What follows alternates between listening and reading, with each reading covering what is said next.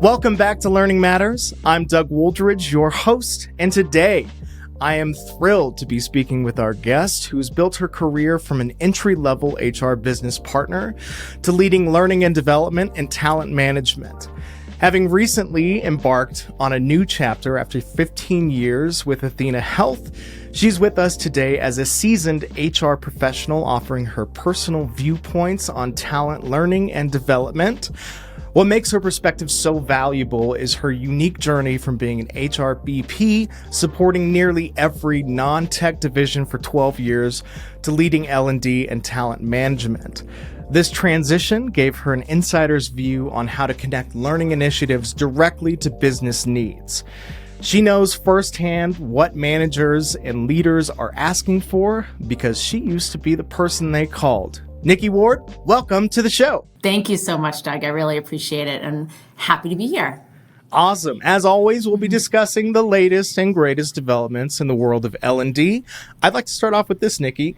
What strategy do you think matters most in learning and development today? Yeah, it's a great question.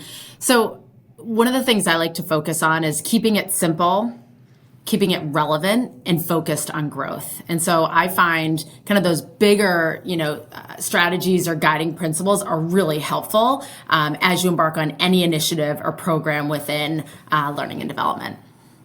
Definitely. How do you take such a complex idea as like doing a massive training initiative and take it down to just the basic levels? Is there a process to it? Is it something that you're discussing with the leadership team? Where's the starting point? Yeah, no, it's a great question. And this is actually something I learned and why I think rotations, right, if you're looking to grow in your career, are so important. So like you said, I spent 12 years as an HR business partner, growing my career there and leading actually the HR business partner team. And I was encouraged by my leaders and mentors to say, hey, make a change here, right? And in that change, I learned some of these new skill set. One being design thinking. And I don't pretend to be an expert in it. I'm still learning.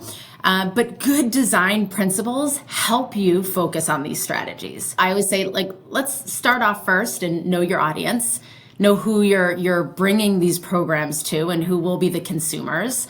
Right? Align on basic guiding principles and outcomes.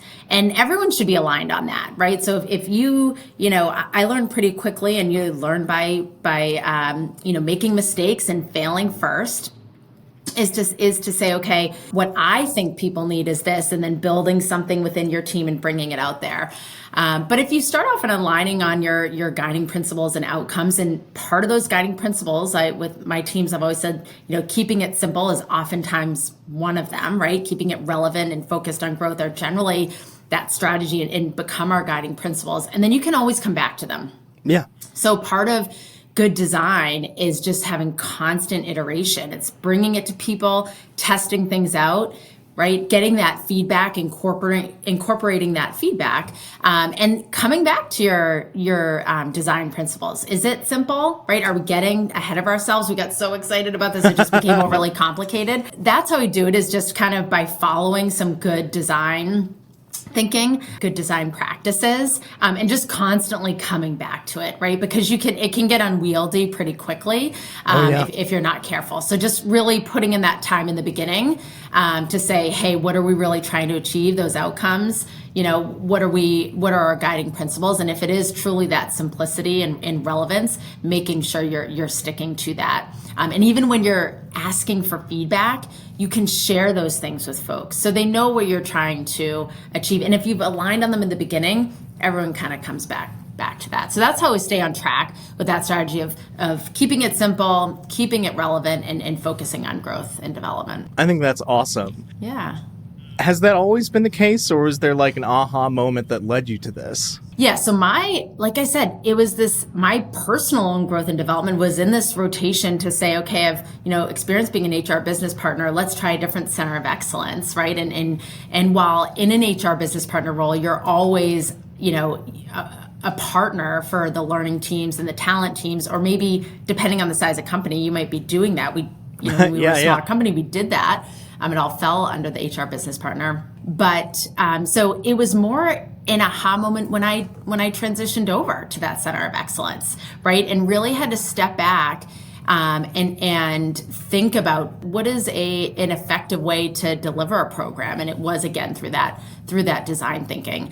Now, the other thing is, it was my experience as a HR business partner, right? So when I talk about like simplicity and relevance, part of the thing that I had experienced when working side by side with the business, right, and partnering directly with business leaders and the executives and people leaders, is that people are busy, right? Yeah. And something that I've told my teams in the past, and it's not to devalue what L&D teams can bring, because I think they can bring amazing things to the company, right, and to individuals and into the learners. But I always say nobody cares. Yeah. Right? Everyone has their day job, right? And people's lives are complex and complicated, right? We all have stuff going on that no one knows about. There's also really, if you're running your business well, people have full plates, right?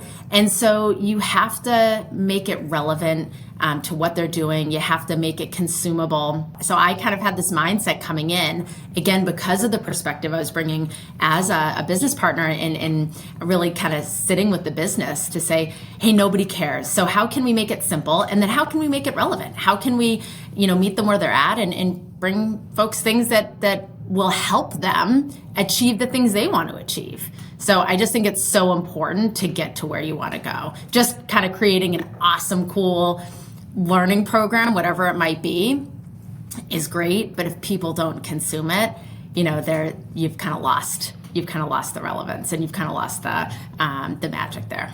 Definitely.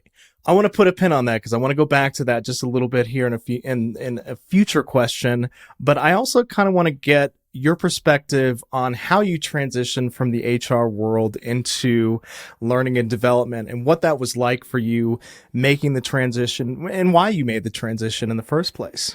I actually had a few leaders and mentors recommended to me. And I will tell you, and it was recommended to me, I think, a year or two before I actually made the change.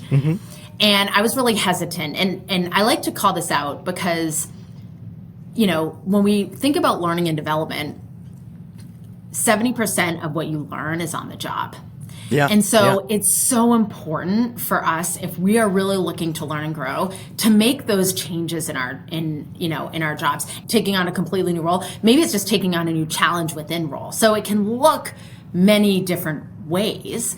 I talk about saying no because many times our instinct is to stay in what's comfortable, even if it's hard, stay in what's comfortable. And it's really important to take on those new challenges. So again, in my work as an HR business partner, I know, having worked with managers, that oftentimes managers hold on to their people tightly, right? They hold on to their good people. And so they're not always kind of encouraging that movement in a way that a person can, will take advantage. And then individuals, innately, we want to remain in that comfort zone, right? And are initially can be opposed to change. So, oftentimes, you don't have two parties who are both open and encouraging that. So I was very lucky that I had some advocates, some great leaders, some great mentors who recommended it. And I had someone who had some great advice. They said, Nikki, if you're going to try something new, you've been at this company for a long time, why don't you try it here? Right? Why don't you try a new recipe here? Why don't you take that leap? And so I did take that advice, and it was amazing advice. And it was one of the best things that I've done in my career, and it made me wish I'd done it sooner. And so that's what I'd recommend to folks is, again, remember that 70% of the learning is on the job, and what are the new challenges? How can you make yourself, continue to feel what I call like uncomfortable and challenged in your day to day? And so it was the recommendation, again, of those folks that caused me to take the leap. And I was very lucky that opportunity was open, right? So I would say it takes a lot of hard work, and a little bit of luck and timing. And so those two things were in place. And I made that move. And what it did for me, and what I wish for others as well, is it gave you a different perspective, and it also gave me new skills, right? So I was an HRBP for 12 years. I shifted over, and now I had the perspective of a center of excellence who is trying to build things and collaborate then with HR business partners and the business. And so it gave me a great perspective, right? And I think it can help, especially, I always recommend it can be helpful having that diverse perspective on teams, right? It's helpful. I've really benefited from working with L&D professionals who are lifelong L&D professionals. And it's also great to mix it up with folks who haven't been in L&D. Sure. Forever, right? So again, you're bringing that different perspective, and it really helps make the best type of programs when you bring that in. So that's a little bit about what brought me there. It was a little bit of a push, and me kind of saying, all right, let's do this, and moving over into the new opportunity. So you really don't have fear of taking on new challenges. I love that. I would say, though, I did say no, right? And that was initially I said no. I don't know if I want to move, and I love this HR business partner role, and it's really a part of me, and I love having these stakeholders. So I was also someone who had that fear of change initially, and I'm glad that I didn't let that continue, and that I did opt in. So it was a lot of great people pushing me, and I need to remember that moving forward, and we'll remember that and try to pass that on to others. Let's go back a little bit to the learners themselves. So I know folks are always looking to showcase ROI to the organization when it comes to L&D. It can be a big investment, and not just time but money. How do you showcase the importance to the learners? Like you mentioned, that they already have a ton of work on their plate. So, not like how do we make learning fun, but more so what the learners are going to get out of all the time that they spend going through the training. Yeah, and I think there's a few different things, right? One, you have to be really focused on what the ROI is for the business, right? And a lot of times we focus on, one great model is the Kirkpatrick model, right? You can focus on the reaction, so an immediate survey, right? Hey, how did you like the training? Immediately after it ends, did people learn? So you can kind of do a delayed survey, right? What the behavior is. We like focusing, one great way to do that is through the sentiment or engagement survey, right? So you can say, oh, interesting, right? How did if I've been training on feedback, how did the manager's direct reports rate them on feedback in the engagement survey? Did that increase, right? So you can kind of look at the sentiment, and that's kind of did they adopt those behaviors and put them into place? And then the results, right? Are we seeing better, results in the company? Are we seeing, in the case of, say, good feedback, are we seeing decreased turnover? Are we seeing better performance on teams, right? Increased performance. Is the company performing better? So you can tie all those things together. But it is, the Kirkpatrick model is great because it really is that multi-part approach. But then you also mentioned the ROI for individuals, right? Like, why is this going to be important to you, and why should you even do it? And I think, there's a few things I think about that. And one of the things that we focused on in the past was even personas, right? If you take this kind of one size fits all approach, I think you miss a lot of people. And so, again, to scale, you can't focus if it's a 10,000 person company. You can't focus on 10,000 different learners, but you can break that up into different personas, right? So you can focus on the newer manager, maybe someone who's been in role for the first year. Maybe you can look at engagement results, and you can focus on folks that maybe didn't get the best score in feedback, or whatever scores might relate to manager performance. And so you can focus on those folks. And it's less to say, hey, you're not doing a great job at this, but more to say, hey, how can we help, right? Hey, how can we, bring this to you and help support and develop you here? So I think there's those two ROIs. Definitely. And I think the goals for most organizations is to keep retention up, because you spend so much time and energy bringing this person into the company, and you want to make sure that you can help lift them up in times of where they're struggling or things like that. So thank you for giving us that perspective. I think it's also, like you said, it's so much different when there's like 10,000 employees to a company as opposed to, let's say, like 1,000. You really have to group people up and make sure that with that you're raising all boats like with the tides. What top trends are you most excited for in our industry right now? Yeah, so I would say there's a few, right? I mean, it's hard to think about trends without thinking about AI. So I think AI is really exciting. It's a very fast growing technology. Some of the other trends that I was really, have been excited about is just this focus on learning analytics, right? And there are some platforms that I've used that produce amazing analytics, and it helps us prove and showcase that ROI, right? Folks that took these trainings, right? Or folks that opted into some of these micro learnings or courses ultimately performed better at the company, right? And so you can tie that in and showcase that. So I think the focus on learning analytics is really, really important. And I've used vendors in the past that really weren't focusing on that or not in a really easy way. And we ultimately ended up not using them, right? Because if even though if it was a great platform, it was really hard if they couldn't give us that those analytics. And then another one is micro learning. It is not, I think it fits a need. It certainly isn't, again, one size fits all. I don't think you can watch a 1-minute video like a TikTok style learning video and learn everything, but it is another great mode. I think you have to have kind of a multi-mode approach to learning. So it's another one that I think is great and really kind of starts fitting that one size fits one. So it gives people multiple options. And I think the optionality, when you think about what you're producing, is really important if you really want to meet people where they're at and if you really want to make it relevant for different learning styles. Like with TikTok or YouTube or things like that, the way that we learn today is so much different than 10 years ago even.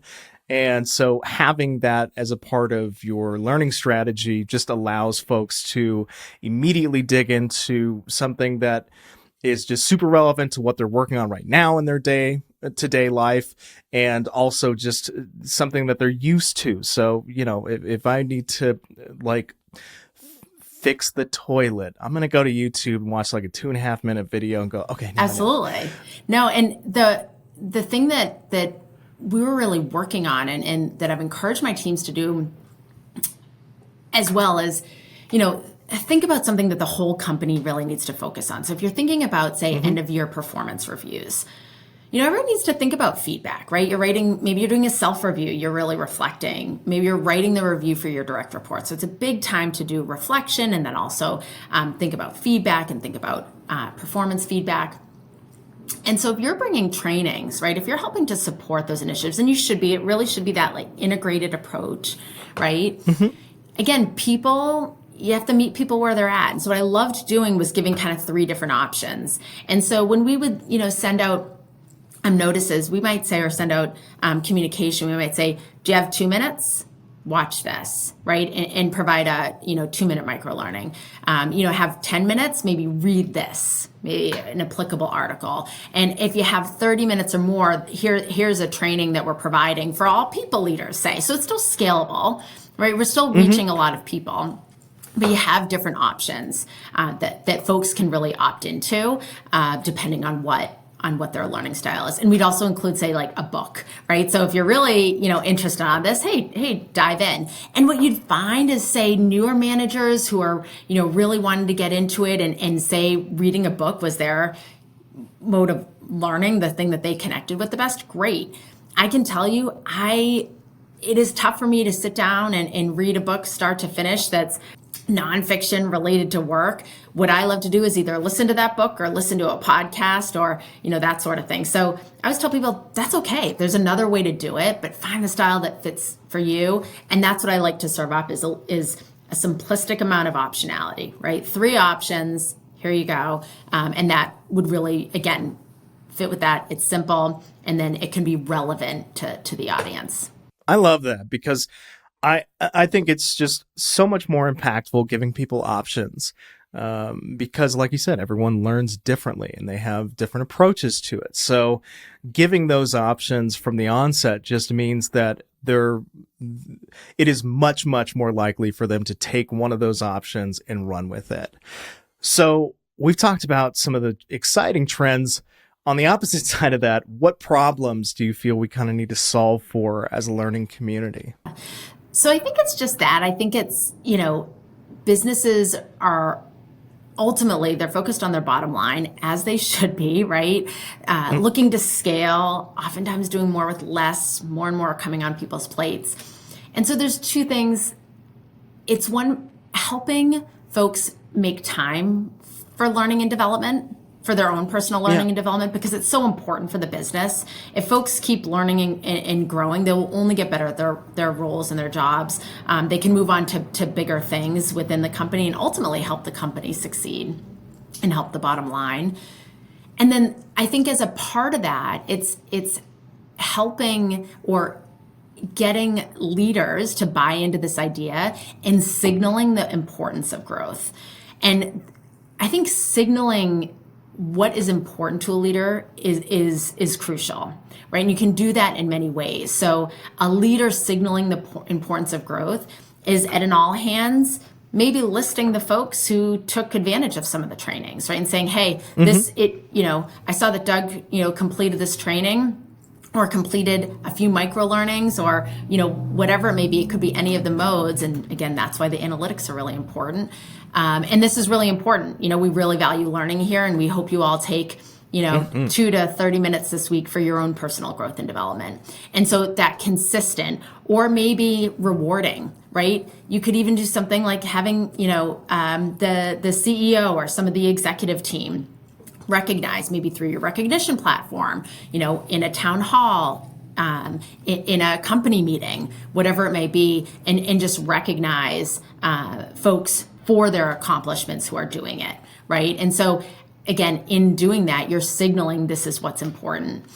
Now you have to be careful; you can't signal everything's important, but in doing that, it can really help. And most executives won't disagree with you that learning and development for their folks is important, right? In some capacity. So I think that's really important is one, just making sure that leaders are seeing the importance in signaling it, right? Not just thinking it, but actually signaling it to their folks in some way.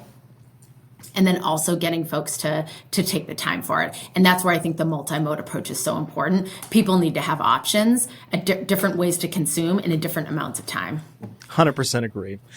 Off the top of your head, was there like a great challenge that you've had to overcome with your previous team, or like a big learning initiative that you were putting forth in the past? And how did you overcome that? Yeah, so I think one important thing to overcome and make sure you're really focusing on, again, is that collaboration and the integrative approach. And what I mean by that is, again, it can get really easy. And this is what I mentioned earlier, my own learning curve is to say, okay, take the L&D team or talent team and together in a bubble as these amazing L&D professionals create something. And when you're done, serve it out into the world, into the company. And that's not effective, right? So sometimes we can have this mindset like we don't want to bother people, or people are busy, so we'll create this thing and send it out. And I think the miss there is the iteration, the collaboration, the understanding the requirements, right? And from many different people. So for example, if you're creating a people leader training, right? Understand from, say, the HR business partners who are partnering directly with the business, what do you think people leaders need? Maybe if you have folks in employee relations that are dealing with some of those sticky scenarios, say, hey, what do you think people leaders need? Take a look at some of the data, the engagement surveys, reach out to the business, to leaders, and ask them, hey, people leaders, what do you think you need? And maybe to the leadership team, what do you think your people leaders need? And when you start getting those requirements, great, you can create something, but then you need to keep iterating. So it's that constant collaboration, and it's more than you think, and it's earlier than you think. So what I noticed is, I delivered something, maybe a program And I realized, oh, I didn't really pull folks in, right? So then the next time I pulled folks in, but I still didn't pull them in early enough. And the programs that came out the best was when stakeholders were pulled in really early and felt like they were part of the process. And what happened there is natural change management and communication. People knew about it, but you didn't have to come out with this huge, robust rollout plan because you had enough champions already made through the iteration process that it felt really seamless. People could start talking about it before it came out and start teasing it for you. So it really is, that focus on collaboration and true integration with not only within all of HR, but within the business. I think that's incredibly powerful because it really brings everyone together to, like you said, champion it and feel like they're a part of the change as well. And it's not just something that's being, I hate to say forced on them, but it's not something that's coming out of the blue. It's something that they can all be excited for. And then once it gets done, they're like, we did this. Absolutely. And I think that's incredibly powerful. Before we transition into some you questions, sure, let's go back to the AI thing. So what are your thoughts on the big transition of AI being used seemingly every day in our lives and in our organizations' lives? I mean, AI is incredible, right? AI is one of the fastest growing technologies. When you look at the adoption of 100 million users, I think it was the fastest, ahead of cell phones and all of these other technologies we've experienced over the years. And so my mindset around AI is it doesn't do everything, but we better stay ahead of the curve. We better understand what it can do, right? And for it to be that strategic advantage, and especially for HR teams, right? So as we think about, as I've thought about my teams in the past, I've wanted my folks to be really fluent in AI and using it on a regular basis, but also being smart about it. And some of the best, I actually took a LinkedIn Learning microlearning on AI. Oh, LinkedIn Learning nice. is a great source. And shout out to LinkedIn Learning. Shout out. Really, really love their platform. They bring great analytics. And one of the pieces of advice that this training gave they said, think of AI as a really good intern, right? So I wouldn't ask an intern to create a deck that I'm going to provide to the CEO or the chief people officer, right, to report out. But I could have the intern get me started on an outline. I could have them get me started on a deck and then edit it from there. So I think, there's a lot of use cases. One use case is it can make you much more efficient. It can get you started, right? But you have to make sure that you're, applying your own thoughts there. Sometimes, references are wrong or some of the data. You just have to make sure you're really inspecting it. But then there's other use cases as well. I think it's really important. I like to go to the employees, the consumer base, the clients, right, whatever you may want to call them, and make sure that they know what they can use AI for, right? So I remember talking to some, employees and saying, you can use GBT to write reviews, right? Now you need to make sure things are secure, and so your company might have their own GBT system, which I think is really important. Make sure it's aligned with the IT department. But it's a great way to get started. Something I did is I tons of emails and notes and all of these things on feedback with my direct reports. And I put them all into GBT and said, hey, can you help, start off a review here, and then added my own thoughts and all of that. So it was, based off past conversations, based off, again, notes I had and all of that. So it was really, really helpful. And I added in 360 feedback. So it was just a great way to, again, start you off. The other thing that you can do is you can really, as a learning and development team, you can really leverage it as a tool to help, say people leaders or learners, and serve up prompts. So this is something that I really encourage, is serve up prompts to individuals of what they could use it for, right? So Maybe it's, for people leaders, hey, this could be a great prompt you use when having a difficult conversation, when you're preparing for a difficult conversation, right? Or when you're looking to write a follow-up email for a difficult conversation, here's a prompt you can use. Or when you're having a career conversation, right? Here's a prompt you would use to come up with your initial questions, right? And really kind of fit that one size fits one, treat kind of each individual based on the knowledge you already know. So I think supporting folks in the organization to say, hey, these are really helpful ways to do it, help them remain fluent. Again, we don't know where it's going to go, but my gut is that AI is only going to expand and grow. And so I think it's so important to remain fluent, figure out the ways to help yourself be smarter and more efficient, and also be careful of ways to not over leverage. Right. And so there's that sweet spot, but I found it incredibly helpful. I still use it. And there's some great programs, that are popping up. I mean, there's a lot of options out there. One great one is called Admired Leadership. They have a leadership AI coach called Alex, and I highly, highly recommend it. I've leveraged it quite a bit, but it's really good. It's based in all of their research and leadership behaviors. So it's just a little bit different than, say, a ChatGPT, still built on the large language models, but really, really very great. Cool. I'm not familiar with that one, but I will definitely take a look into it. Absolutely. Awesome. Well, now I'd like to get into some more personal things. Tell me about you, Nikki. Take me back to little Nikki days. What led you here to where you're at today? Yeah. So, interesting. I didn't know that I, wanted to be in HR. I don't think I maybe knew what even HR was, growing up. There's, so many different professions you can look into, but what was really interesting is I went to UMass Amherst, and I took classes that I just thought were interesting, right? I didn't know what to major in. I was a really good student, was a high achiever, but the classes that I ended up taking were things like small group communication, conflict mediation, and in my first role, I was in sales, but quickly became a people leader and really loved that part of the role.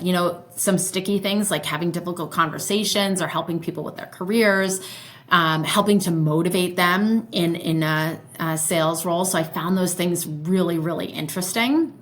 And that made my way to my first role, which was an HR business partner, an entry-level HRBP role. So I got to kind of put those things into place. But yeah, I really wasn't sure. It was kind of like, just take, I really led with what am I interested in? Kind of what gets me going there. And it was a lot of that interesting kind of gnarly people stuff, right? And I learned that early on in my career as a people leader. I was, again, really lucky to be a people leader so early on in my career to notice these things. And there was an HR business partner at the company at the time, at this company called EF Education. And this HR business partner was amazing. And she helped me out with some gnarly scenarios. And I remember looking at her thinking, I want to be Sherry when I grow up. And so that was my goal, right? That was my aspiration. And I always think it's important. I was actually having a conversation recently with someone, and I said, when you look up at your leadership team, who do you want to be? Who do you want to be in a few years, right? And I think that's important to do. Like, pick the person at the company or, a mentor, and what are you striving for? What's your aspiration? And it can be a good guidepost, right? And I think even when managers are talking to their employees and creating individual development plans, it's a great way to talk about it. Because, saying things like, what do you want to do next? What's your next role? What do you want to be when you grow up? They're hard things to kind of imagine, but who are some folks you really admire? What kind of role, what do you think, what role might you want to be in, or what person's role might you want to take in the next few years if you could? That's incredible. Yeah, and that was kind of my guiding light. And I still talk to her, and she was really an impactful person, just by doing what she did best. Definitely. And with advice in mind, if you could go back and have a chat with you just coming out of college, what advice would you share with yourself? So not advice for the younger generation, but just you, Nikki. Yeah. So what advice would I give myself? So I would probably say you're doing great, right? Honestly, when you're willing to work hard, when you're willing to work with people, and you're easy to work with, you don't have to be agreeable. That doesn't mean being agreeable, but when you're a team player, and again, you're willing to put in that hard work, good things will come. So it's take on those new challenges. You're doing great, and don't stress out so much about the next move. I remember, even graduating high school and trying to, choose a college and thinking, man, this decision is the biggest decision of my life. And really just the amount of pressure and anxiety I had over it was just overwhelming, right? But just to say, you're doing great. Like, you're making those right decisions, make the best decision with the information you have, and just keep it moving. So, yeah, that's what I'd say. You're doing great. I love that. Well, lastly, before I get you out of here today, where can people connect with you? Yeah, so people can connect with me on LinkedIn. My name is Nikki Ward. I'm pretty easy to find there. And I love connecting with folks in the industry. Something that I did, this was actually during COVID, is I connected with my the person that I wanted to be when I grew up, Sherry. I connected with her and many other folks in HR that I really respected and enjoyed working with, and created kind of a think tank where we met pretty often. Actually, during COVID, it was really helpful. So I love talking to folks. If you reach out to me on LinkedIn, I'd love to find time to chat, whether we know each other or don't. Love making those new connections. All right. Well, we will definitely have the link to your LinkedIn in the show notes. Thank you so much for joining me today and sharing your incredible insight, Nikki. I really appreciate it. Yeah, Doug, this has been great. I really appreciate you having me. If you learned something new or had a laugh, share the show with someone you know. Thanks again. This has been another episode of Learning Matters. As always, like and subscribe wherever you get your podcasts. And do not hesitate to reach out to us here at TTC Innovations to see how we can assist you with all of your training needs. See you next time.